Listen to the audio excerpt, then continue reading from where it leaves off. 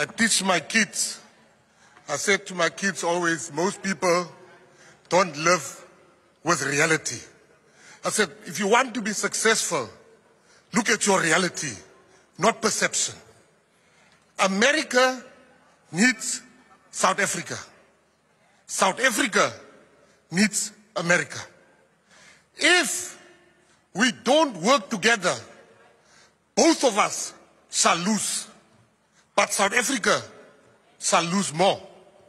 America does not have doctors currently that's out of a job. We have medical students that don't have a job. Worse PEPFAR. Without PEPFAR, it shall be worse. People are going to die. HIV/AIDS is going to kill our people. I am coming here today. If you hate America, that's fine. If you think this is about Donald Trump, that's even fine. But this is not about Donald Trump. This is about the 230,000 people that will be out of a job. This is about the people that will be dying. I'm not here. I don't care what you feel.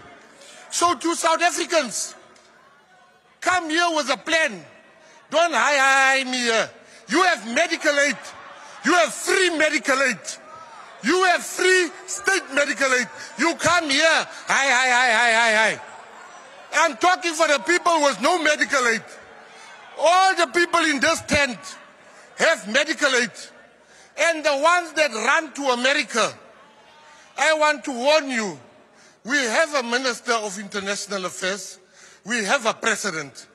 The reason why you're not posting the pictures of your American stay, because you met the janitors, you met the people there at this gate.